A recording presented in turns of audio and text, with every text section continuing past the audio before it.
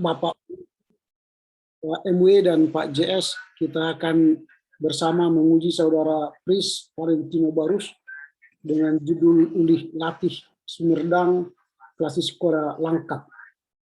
Sebelum kita mulai ujian ini, kita mohon bimbingan Tuhan, kita berdoa. Kami bersyukur Bapak, di siang ini kami boleh bertemu kembali dalam rangka ujian Pris Valentino Barus, dalam rangka menyampaikan dan mendengar hasil pergumulannya tentang seminar proposal tesis ini. Berkatilah dia dalam menyampaikan ide pemikirannya, sehingga kami dapat memahami dan membantu dia untuk menyelesaikan karya ilmiah ini. Berkati kami tim penguji, sehingga kami boleh memberi dukungan, support bagi Pris. Terpujilah Engkau Bapa, demi Kristus Yesus. Amin. Silakan Pris, sampaikan apa yang menjadi pergumulan akademismu. Boleh kami dengar selama 7 menit ke depan. Silakan. Ya, terima kasih Pak buat waktu dan kesempatannya. Di sini saya mengambil judul yaitu Ulih Latih Sumedang Klasis Sekolah Langkat. Itu suatu tinjauan historis biologis tentang peringkat Sumedang Komisi Allah di GBKP Klasis Sekolah Langkat dan implikasinya bagi pengembangan misi dalam konteks gereja masa kini. Jadi latar belakang itu saya mendapatkan tentang sejarah gereja ialah kisah tentang perkembangan ataupun perubahan yang dialami gereja selama di dunia ini, yaitu tentang kisah pergumulan antara Injil dan bentuk-bentuk yang kita pakai untuk mengungkapkan Injil tersebut. Sejarah gereja meliputi ibadah organisasi gereja, ajaran gereja, sehari-hari, kelakuan orang-orang Kristen terhadap orang-orang yang ada sekitarnya dalam mengungkapkan iman. Gereja hanya gereja Kristen yang disebut gereja, sebab nama gereja tidak boleh digunakan untuk agama-agama lain, karena Kristus sendirilah yang membentuk gereja. Gereja ada karena Yesus memanggil orang menjadi pengiringnya. Mereka dipanggil dalam persekutuan dengan Dia. Gereja merupakan persekutuan beriman dengan pengajaran yang berlandaskan Alkitab. Jadi kata gereja juga berasal dari bahasa Yunani, eklesia. Kata eklesia yang berarti mereka dipanggil. Artinya dipanggil itu keluar dari kegelapan menuju kepada terang Kristus. Dan gereja memiliki tugas panggilan gereja, melayani, dan bersaksi. Dan juga sering diartikan sebagai persekutuan orang yang percaya kepada Allah, yang akan menyambut manusia melalui anugerah dan juga yang bersumber dari Allah itu sendiri. Sejarah gereja adalah suatu kisah mengenai perkembangan dan perubahan yang terjadi dan dialami oleh gereja. Ilmu sejarah mencoba menafsirkan fakta historis, menetapkan arti dan makna dari apa yang terjadi di masa lampau yang juga dalam hubungannya dengan peristiwa lain.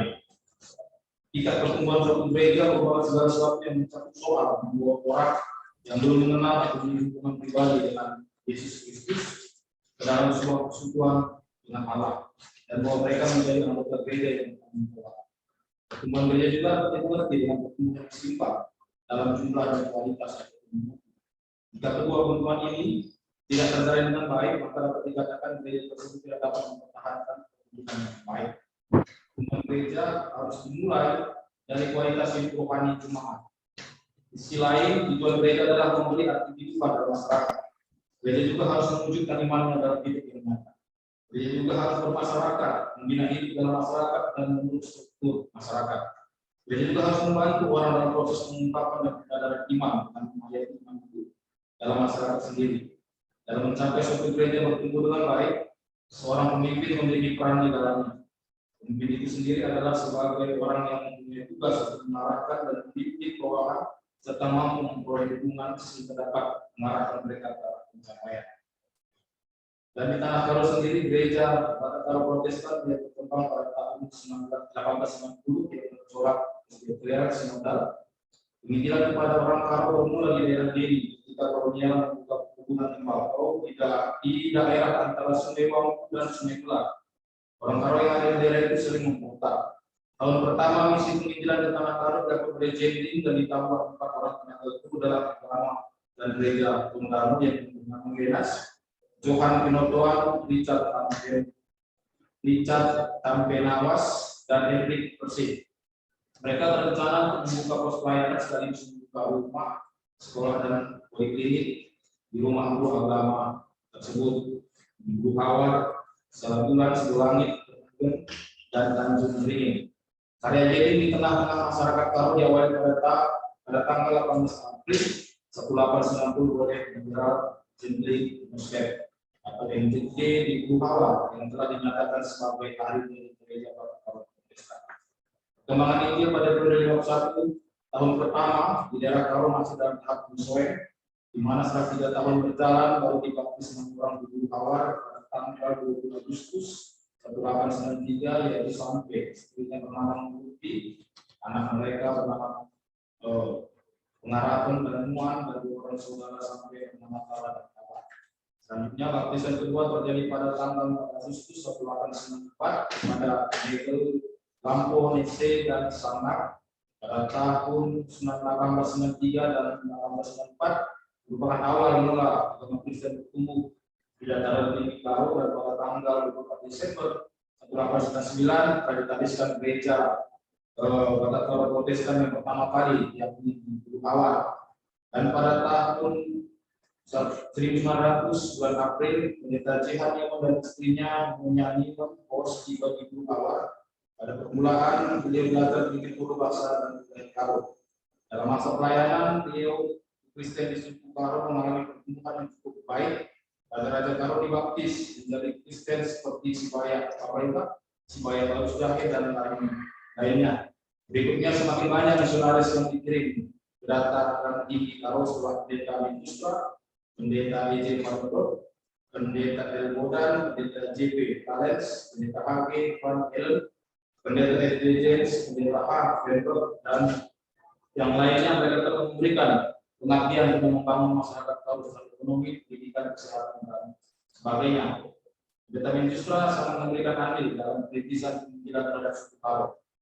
Dia pertama kali menerjemahkan kamus bahasa Karo dalam bahasa Banda berjudul Karo Bakat Walendu, kurang lebih 244 halaman pada tahun 1907. Kemudian menerjemahkan beberapa Alkitab dalam bahasa Karo, menciptakan nyanyian gereja dalam bahasa Karo. Dan dalam perkembangannya banyak warga Karo menjadi Kristen, mulai dari Guru Hawar kemudian berkembang ke wilayah sekitarnya, satunya ke daerah Kampung Jahe dan wilayah lain di daerah dataran tinggi Karo. Chris, Ya Pak. ya, itu tampaknya kami sudah baca semua itu yang kau tulis. Dan itu yang kami maksud. Apa yang kau gumuli yang menjadi persoalan utama itu yang seharusnya kau sampaikan ya. Baiklah, kami sampaikan sampai di sini. Kami sudah baca itu. Kalau yang kau baca itu sudah kami baca semua. Ya, kami ini memberi masukan. Saya akan memulai dulu, baru nanti setelah itu Pak MW, lalu nanti Pak Pak JS ya. Ini sudah bisa terlihat di sana di share screen saya? Belum Pak. Belum ya. Oke lah, sambil jalan. Saya mau tanya dulu secara informatoris kepada Chris, apa beda missio Dei atau misi Allah dengan misi gereja? Perbedaannya Pak? Missio Dei dan missio gereja, missio church, missio ecclesia. Apa bedanya?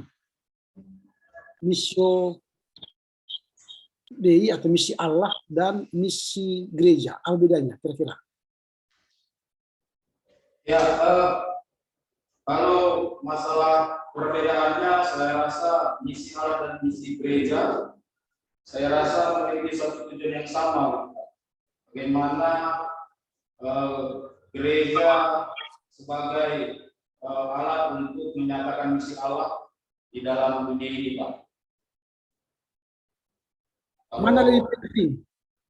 Missio Dei, mana lebih penting? Missio Dei atau missio ecclesia? Yang lebih penting misi Allah, Pak. Yang penting misi Allah, gitu ya. Karena misi gereja yaitu menyatakan misi Allah di dunia ini, Pak. Itu menurut saya. Oke, baik. Nanti akan kami dalami lagi apa yang kau tulis itu. Apakah kamu memilih missio Dei atau missio ecclesia. Nah, sebelum masuk ke sana saya sampaikan dulu beberapa catatan teknis. Kalau judul itu nanti selalu font 18 ya. Kemudian subjudul dia font 14. Ini font judul ini sudah kau buat ini 16. Harusnya ini 14. Kemudian ini tidak perlu miring yang saya buat warna kuning. Ini bahasa Indonesia, tak usah miring. Yang miring ini Uli Latif Sumerdang karena ini bahasa Karo, bahasa asing. Ini asing dari Indonesia. Nah, itu yang perlu miring. Kalau misi Allah di GBKP dan sebagainya, ini tidak perlu miring. Ini masih proposal tesis, sehingga bukan untuk memenuhi meraih gelar magister teologi. Jadi untuk memenuhi penulisan tesis.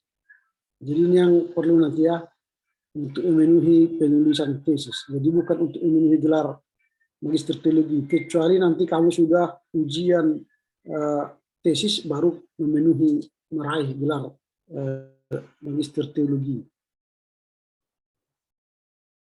Nah, kemudian ini nanti gantilah logonya, ini sudah ada logo yang baru di CT. Di halaman pertama itu nanti masukkanlah judulmu, karena itu kan perlu judul.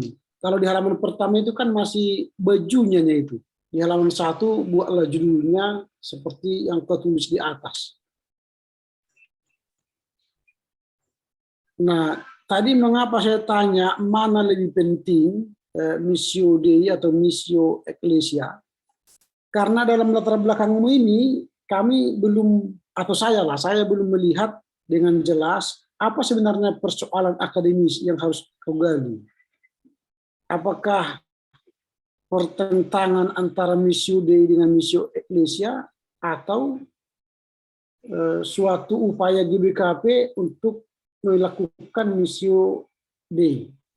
Yang kau hendak teliti apa kira-kira? Supaya bisa lebih sederhana ya, kalimat sederhana aja, pendek sederhana. Apa yang hendak kau teliti? Apa yang hendak kau teliti dalam tesismu ini? Ya, yang mau saya teliti dalam konteks ini bagaimana misi Allah itu di proses berlangkat melalui kehadiran gereja-gereja yang ada di sekitar di sekitar Langkat. Bagaimana dengan kehadiran gereja mematikan misi Allah itu, apakah memberikan dampak terhadap orang-orang sekitarnya, bagaimana pergerakan gereja itu memiliki pengaruh terhadap pola pikir ataupun terhadap peningkatan kehidupan di daerah Langkat. Nah, itu yang saya lihat tidak tampak di sini. Padahal judulmu kan missio Dei. Yang kau bahas dampak kehadiran gereja-gereja di Langkat. Nah, kalau dampak misi gereja-gereja di Langkat nanti lebih baik judulmu itu dampak kehadiran gereja-gereja GBKP di Langkat. Jadi bukan missio Dei yang hendak kau bahas, tapi adalah missio ecclesia. Dampak kehadiran gereja di daerah Langkat, khususnya GBKP ya.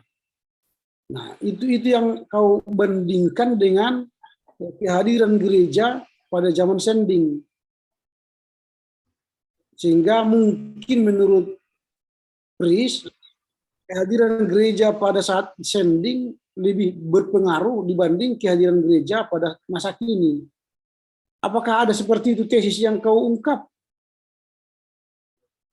Bagaimana, Pris?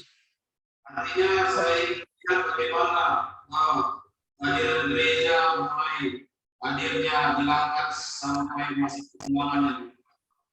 Apakah kehadiran gereja itu mulai setiap gedenya memiliki kemajuan dalam setiap gedenya? Itu yang ingin saya tuliskan nantinya.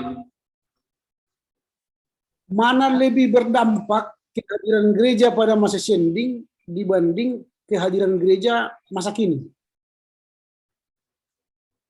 Nah, belum sampai ke penjelasan situ, Pak. Tapi kalau masalah kami itu kehadiran Sending berdampak terhadap wilayah Langkat. Nah, kalau memang fokus penelitianmu soal kehadiran gereja di Kalasis Langkat ini, Kalasis Sekolah Langkat ini, saya pikir lebih baik judulnya itu saja, dampak kehadiran gereja di Kalasis Sekolah Langkat, daripada Ulih Latih Sumerdang tadi. Karena Missio Dei sangat jauh beda dengan Missio Ecclesia. Nah, kalau Missio Dei itu cakupannya luas sekali, menghadirkan kerajaan Allah di dunia ini, ya, menghadirkan kasih, damai sejahtera, itu kan Missio Dei. Kalau dampak gereja, Missio Ecclesia, itu nanti tergantung visi misi GBKP yang harus tampak berpengaruh di daerah Langkat. Yang dikerjakan gereja pastilah Missio Ecclesia, walau di dalamnya pasti ada Missio Dei. Nah, makanya saya secara pribadi bingung mana yang harus kau teliti, dampak Missio Dei-nya atau dampak Missio Ecclesia-nya. Nanti diperjelas loh ya, supaya nanti latar belakang ini jelas. Dan itu berpengaruh pada identifikasi masalahmu. Nah, kalau kita lihat di identifikasi masalahmu ini, itu tidak kau bandingkan ya, bagaimana dampak kehadiran itu. Misalnya ini, adanya sebentar, mana nih?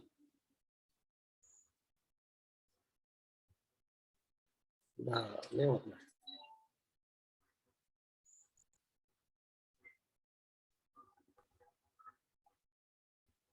Ini adanya suatu situasi di kelas sekolah, perlunya penjelasan tentang pemahaman konsep misi yang harus dikembangkan. Nah, jadi kan seharusnya bukan itu, bahwa dampak adanya, ya, kau temukan adanya pengaruh atau dampak gereja yang kurang di kelas sekolah Langkat. Nih, kalau soal pemahamannya ini berarti nanti judulmu bisa saja berubah, ada pemahaman Missio Dei di kelas sekolah Langkat yang kurang, kan itu jadinya. Jadi identifikasi masalah ini inilah sebenarnya masalah yang kau temukan di lapangan yang harus kau jawab melalui metodologi penelitianmu. Adanya pemahaman yang dangkal mengakibatkan jemaat tidak memiliki pegangan dasar konsep misi itu. Adanya fakta sejarah menunjukkan bahwa perjalanan misi di Kalasis Sekolah Langkat memiliki historis yang mendalam, perlu dikembangkan. Nah, yang mendalam itu apa? Nah, ini yang belum tampak dalam latar belakangnya. Sehingga yang dalam itu apa, lalu sekarang bagaimana, dan timbul persoalan mengapa dulu bisa terjadi dalam, sekarang dangkal gitu. Itu yang harus kau jawab nanti dalam metodologi penelitianmu. Baru ini akan berkaitan dengan rumusan pertanyaanmu. Kalau sudah ketemukan identifikasi masalahmu begitu, pertanyaanmu harus mengarah ke sana. Mengapa terjadi kedangkalan misi sekarang dibanding dulu? Nah, ini kalau pertanyaan penelitianmu, bagaimana sejarah Ulih Latih Sumerdang di GBKP Kalasis kau Langkat. Jadi sejarah lagi yang kau bahas. Tadi di sana kau bahas dampak kehadiran gereja. Tapi pertanyaan penelitianmu bagaimana sejarah. Nah, ini jadi berbeda dia, apa identifikasi masalahmu berbeda, rumusan masalahmu berbeda gitu. Bagaimana sejarah GBKP Kalasis Sekolah Langkat dalam setiap periodenya. Nah, dibahas di atas tidak ada membahas periode-periode. Yang kau katakan tadi dampak kehadiran GBKP. Judul tesismu, rencana tesismu ialah Missio Dei, tapi pertanyaan-pertanyaan tentang Missio Dei tidak begitu tajam. Nah, itu yang harus kau perbaiki nanti. Harus sistematis dia dari latar belakang, identifikasi masalah, rumusan masalah, sampai nanti ke tujuan. Tujuan itu pasti berasal dari latar belakang masalah, dan identifikasi masalah, dan dari rumusan masalah. Setiap tujuan selalu mulai kata untuk mengetahui tentang dampak kehadiran GBKP di kelas sekolah Langkat, untuk mengetahui kedalaman missio Dei atau apa tadi namanya kau bilang dalam bahasa Langkat ini, ulih latih Simerdang di kelas sekolah Langkat. Itu yang harus diketahui karena itu sedang kau teliti.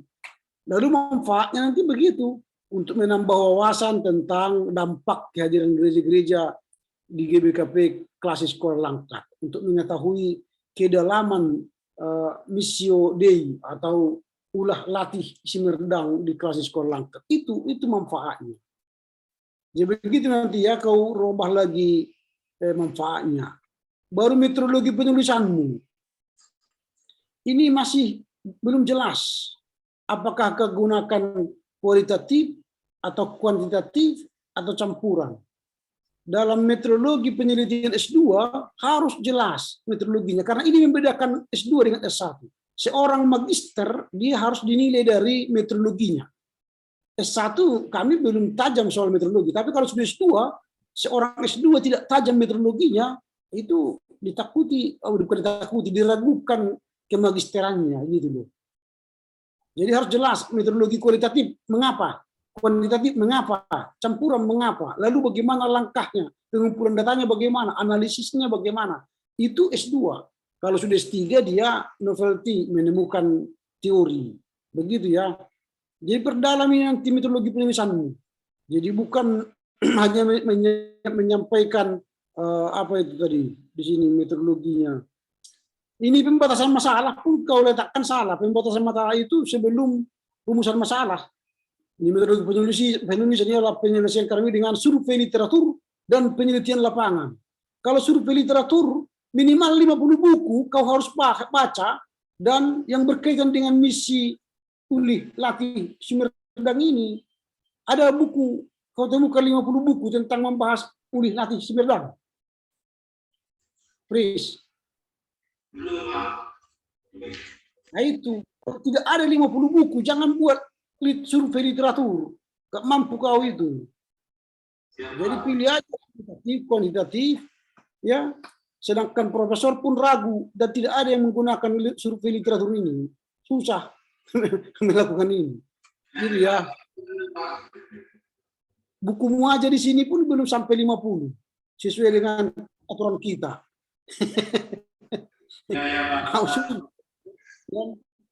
Nah itu ya, jadi perbaiki nanti metodologi penulisanmu. Lalu buku-bukumu juga perbanyaklah. Ini masih ada sekitar 22 buku ini ya yang kau gunakan, dan hanya 1 bahasa Inggris dari 10 yang diharapkan.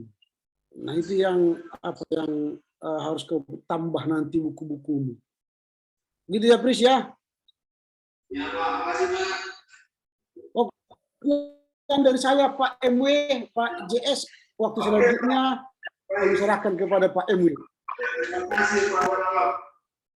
Saya lanjutkan ya. Saya duluan Pak, komisi dulu. Baik Pak Pendeta, sebenarnya Pak Pendeta melihat misi pengkecilan, misi keadilan sosial, misi peningkatan ekonomi jemaat yang mau dibandingkan di masa NZD dengan masa GBKP diangkat oleh GBKP saja dan oleh NZD masa lalu. Itu kan dampak yang dibandingkan. NZD berdampak begini, tahun sekian sampai tahun sekian. Ini kelebihannya, kekurangannya dalam misi pendidikan atau ekonomi dan lain-lain. Mana mau dicek? Yang nampak masalah saja. Dan di BKP sendiri, masalah apa yang nampak atau yang itu? Di suatu bagus di sini selalu. Berapa dengan BKP dibandingkan sini? Itu yang mau diteliti atau saya salah paham? Yang mau saya teliti bagaimana awal masuknya penginjilan dengan lambat 1A1 mulai dari masuk sampai penyebab. Nah, mereka bermisi untuk mengkristenkan Langkat. Lalu yang masa kini kita ada dan bagi pengembangan misi konteks sendiri. Ya, dalam konteks masa kini tentu yang saya lihat hasil dari misi yang dilakukan para JT di Kota Barat, apakah memang semangat JT itu pada gereja masa kini itu masih hidup dan memiliki perkembangan seperti apa yang telah terjadi baik dalam konteks moralnya kehadiran Oh, lalu perkembangan tadi metode misi JT apakah berkembang berdasar diri? Iya. Nah, berarti harus ada dulu latar belakang masalah apa yang apa sekarang dilakukan. Ya, memang sekarang yang saya lihat ya penerimaan izin itu sangat baik. Betul. Karena kan itu juga belum bisa diberikan praktek langsung saya lihat itu. Kenapa penerimaan dengan baik semangat untuk berbeda itu ada dan berbeda. Tapi yang saya lihat dari bahan ini ada sekitar beberapa gereja dulu pada masa berdiri dan masa sekolah Langkat kita 11 sekarang kita Baik. Itu dari organisasi atau kelembagaan atau majelisnya dan jumlah-jumlah. Maksud saya begini, pendeta. Apakah ada pendeta lihat masalah yang muncul, Ustaz? Yang seharusnya tidak begitu dampaknya bagi umat Kristen di Langkat. Hasil pelayanan GBKP ada. Kalau lihat dari sejarah JB melayani metode misi yang sedemikian menyenangkan. Oh, di tahun 2020 atau 2021 begini kamu tahun yang sudah ada baptisan di sana. Oh, ini begini. Sementara di masa inisiatif masuk ke sana 19 sebelum GBKP muncul sebagai pertama. Pasalnya begini berbeda, lembahnya begini. Lalu setelah GBKP 19 sekian begini. Malah ada yang tutup, ada yang tidak berjalan lagi. Apakah ada seperti itu yang berbeda? Kalau masalah tutupnya enggak ada. Ya, saya lihat gereja itu mulai berkembang. Oh, jadi bagus. Tadi kan itu yang saya lihat, tapi coba pemasaran seperti saya Jadi masalah di sini hanya mau menulis sejarah.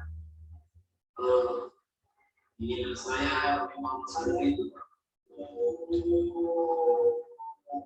Tetapi tidak mungkin pasti ada persoalan. Iya, ada itu lagi sebuah berbagai masalah. Pak Pendeta di pelajaran kita sebelumnya kan itu aja kita bincangkan ada masalah di situ lalu kita teliti walaupun nggak ada peneliti dari masker. Saya selalu sebutkan coba cari betul ada masalah supaya kita teliti dari segi historis, perkembangan ajaran, perkembangan metode dalam misi. Kalau misi kan seperti tadi misalnya pendeta sendiri dia pendidikan langsung masuk dia fokusnya misi pendidikan sejarahnya kita masuk bagaimana secara sekolah pendidikan. Jadi pendeta bagus kira-kira apa yang nampak masalah di basis sekolah Langkat dalam pelayanannya dan dampaknya kok nggak ada berubah di masyarakat khususnya warga di sekolah Langkat dan masyarakat sekitar. Apakah soal itu misi ekonomi, peningkatan ekonomi, misi pendidikan atau apa gitu? Itu aja yang bisa saya kasih masukan kepada pemerintah pusatnya. Iya, supaya kita bisa fokus sejarah apa yang akan kita tulis untuk menjawab masalah tadi dan apa saat kita di dunia ini masih bisa saya pikirkan setelah dari kenapa aja muncul pesanan lebih Maksud saya, Pak Pendeta memang kami mengerti laut sih, bukan penata sambil pikirkan pembahasan gimana buat proposal pasti gitu. Ada orang kok bagaimana buat dari sini dari ini lain maksud saya. Karena makan dengan lain nanti lama, banyak itu kan ada banyak titik lagi. Jadi nggak fokus. Pasti ada kendalian apa masalah. Apakah jemaatnya itu soal kehadirannya, jumlah kehadirannya, atau soal pemahaman tata gereja yang berhubungan ke sejarah ajaran, sejarah tata gereja, sejarah profesi. Wah ini kok bermasalah dimenangkan. Wah ini harus saya teliti. Ayo tidak teliti mulai masuk NCT, mereka mau ajaran apa? Setelah GBKP bagaimana mengatur dari pengajaran kita tapi lalu tata gereja pertama kan langsung dapat apa salah kita kan merawat dan demokrasi dan majelis. Begitu Pak Pendeta, pasti Pak Pendeta dapat data itu. Oh ini yang mau saya tulis. Nah, tadi saya berpikir saya akan menulis sejarahnya pasti karena historika. Tapi yang mau kita jawab apa spesifik ini ya apa sebenarnya masalahnya? Itu Pak Pendeta. Saya rasa itu aja lah karena para hakim banyak yang sudah kasih masukan. Nanti ada catatan dari saya bisa di akademik dan di akademik yang dan termasuk hasil seminar yang Pak Pendeta. Ya supaya Pak selain itu juga bisa beri masukan dari sisi yang mempunyai satu yang lainnya. Ya. Terima kasih Pak Rana. Saya sudah. Ya, terima kasih Pak MW dan kami beri kesempatan untuk Pak JS. Silakan Pak. Ya, terima kasih Pak. Saya melihat yang pertama adalah istilah yang sebenarnya ini kan tentu saja dipahami polilaris semata. Ya, saya coba apa artinya pengertian dan maknanya dalam proposal yang ada. Artinya kan pengajuan sebuah problematika juga karena apa hubungannya dengan besar polilaris semata itu kan yang mau digarap dalam penelitian dan faktor sekali. Kita nggak ngerti mau kemana ini kita ada kalimat yang dikatakan polilaris semata, tapi nggak tahu itu apa maknanya dengan sebuah perjuangan klasis sekolah lantak. Dan ini klasis sekolah lantak ini apa ya? Kan nggak jelas klasis sekolah lantak apa? Itu maksudnya apa ini? Rumah matak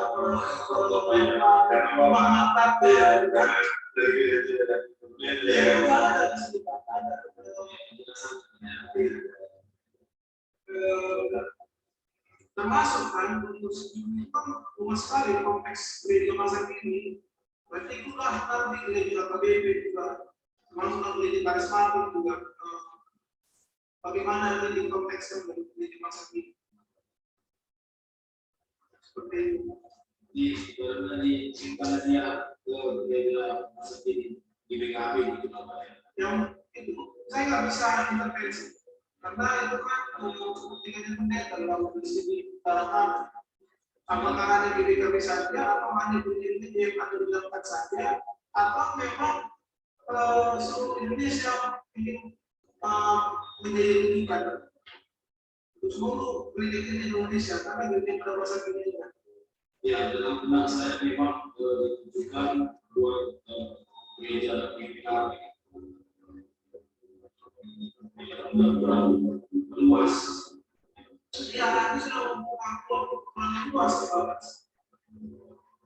Lalu di LDM di tempat masalah juga tadi sudah saya nggak mau terlalu tapi saya mau mengatakan saja kalau boleh poin problematis saja itu jika hanya dipaparkan data-data historis ini problematika saya belum dapat. Mereka pernah baca nggak ada metode historis yang mengatakan metode historis? Dia ada paling itu ada 5 yang menjadi kekhususan identifikasi dari metode historis itu apa? Lalu ada kumpulan dari metode historis itu apa? Kemudian ada juga perubahan dari metode historis itu apa? Kalau boleh apa jalan ini penulisannya ini jangan ditinggalkan supaya pemaknaan pemilihan dari metode ini betul-betul dapat. Tapi kalau dia hanya sekedar seperti yang Anda sebutkan di nomor 2 itu metode deskriptif, jadi ada 2 hal yang akan dipaparkan di situ. Pertama metode historis, penelitian historis, yang kedua metode deskriptif. Kalau metode deskriptif itu yang seperti apa? Dia hanya membuat suatu wacana di apa hubungannya dengan kajian ini? Karena ini kan bagian dari kajian ini, penelitian ini. Ini bukan hanya memberikan informasi dari BKP di Kuala Langkat. Kemudian mereka begini, lalu akhirnya menjadi seperti ini. Pertanyaannya ini, yang pernah dikatakan seperti ini, hanya itu saja. Ada analisa. Jadi penelitian itu selalu akan merupakan analisa supaya dia menjadi pelajaran yang benar. Tidak hanya laporan. Kalau kita menyatakan deskriptifnya itu yang kita dari yang di sini, mari sebutkan belum ada paragraf pengantarnya dari yang pertama, paragraf yang ketiga, itulah paragraf yang kedua, kemudian nyambung paragraf ketiga. Itu yang deskriptif. Tapi ini kan bukan seperti itu. Kita tidak mau hanya seperti itu, tapi dia sudah menjadi sebuah kekuatan analisa dan praktik. Tadi juga sudah dikatakan paragraf itu bedanya skripsi dengan tesis. Ada analisa. Analisa dan kajian itulah yang menentukan bobot dari sebuah tulisan ini. Jadi tidak hanya mengutip yang dari sana, mengutip yang dari sini, tapi terkait dengan analisa dan kajian. Lalu ada sebenarnya hal-hal yang kita hati-hati untuk cantumkan dan kemudian ini contoh dalam konstruksi kita perlu bisa masalah. Walaupun tadi sudah dikatakan Pak Ahmad ya, istilah-istilahnya itu diperbaiki termasuk pemakaian akal wali. Kalau di dalam manual kita tidak pakai akal wali, itu contoh membuat itu bisa masalah. Saya pikir nanti dari jembatan buat Anda menyelesaikan ini. Bagaimana sejarah GBKP klasis Kuala dalam setiap dunia ini menjelaskan ini, merumuskan masalah dari periode pertama sampai dengan periode sampai sekarang, menguraikan apa ini contoh, menguraikan apa masalah-masalah ini kan bagian masalah. Tapi kan berjanji untuk menguraikan.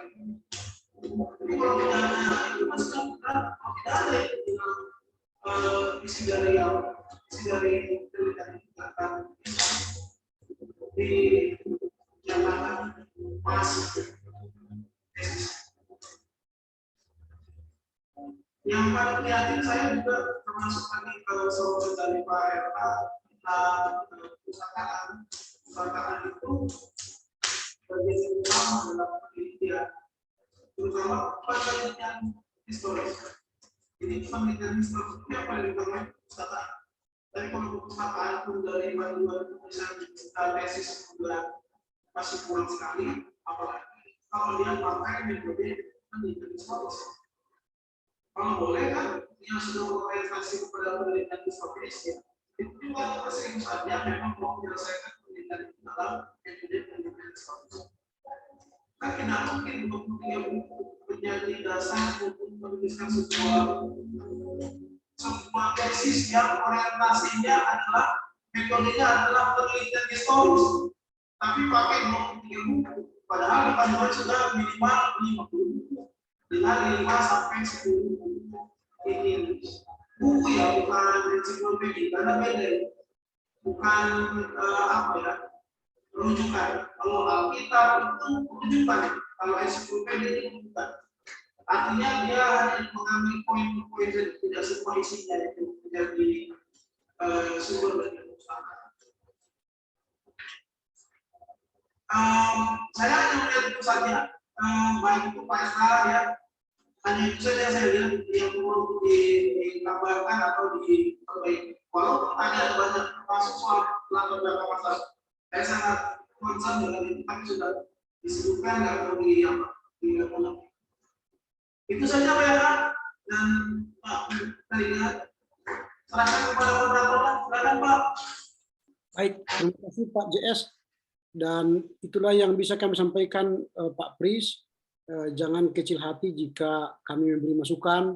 Ini hanya untuk menambah semangat ya, supaya kamu mempertajam pisau lidahmu dan melihat akar persoalan akademis yang hendak kau garap selama 9 bulan ke depan. Nanti ada catatan kami akan berikan ke tim pasca sarjana, lalu oleh tim pasca sarjana akan memberikan itu kepada Pris, baca dan perbaikilah sesuai dengan arahan-arahan yang kami berikan masukan tadi. Dan apa yang kami catat ini akan kami berikan juga kepada Pris, silakan menerima dan memperbaikinya. Demikianlah hasil ujian sempro kami untuk saudara Pris. Kiranya Tuhan menolongmu ya. Baik, untuk menutup pertemuan kita, silakan Pris untuk berdoa. Ya, terima kasih buat masukannya dalam tulisan saya nanti. Sebelum mengakhiri perjumpaan ini, mari kita bersama kita doa. Terima kasih buat waktu dan kesempatan yang Tuhan berikan ketika kita dalam pertemuan ini. Terima kasih Tuhan untuk menyampaikan mendidik, memperhatikan dan memberi masukan buat saya dan seminar proposal di sini. Biarlah dengan keadaan proposal ini dapat memberikan masukan wawasan yang lebih luas lagi dalam penulisan tesis saya ke depannya, sehingga tesis ini juga dapat memberikan suatu masukan bagi gereja itu sendiri. Dan pada saat ini juga kami berdua kami dengan Tuhan juga yang berkati setiap mereka, Tuhan yang berkati setiap pekerjaan mereka, dan Tuhan lebih menambahkan lagi hikmat dan bijaksana bagi Bapak dosen, sehingga mereka dapat lebih semangat untuk memberikan masukan-masukan bagi kami mahasiswanya. Dan di kami satu hari ini juga akan selalu berdoa kepada Tuhan, biar Tuhan yang menyertai kami, Tuhan yang memampukan kami dalam menjalani kehidupan kami satu ini, agar dapat kami jalani dengan baik sesuai dengan Tuhan. Terima kasih untuk segalanya Bapak yang berdoa dan Tuhan kami sampaikan dalam nama Yesus Kristus Tuhan dan Tuhan kami yang hidup. Amin. Amin. Oke baik ya Pak MW, Pak JS. Ya Pak, kasih. Terima kasih Pak. Sama-sama.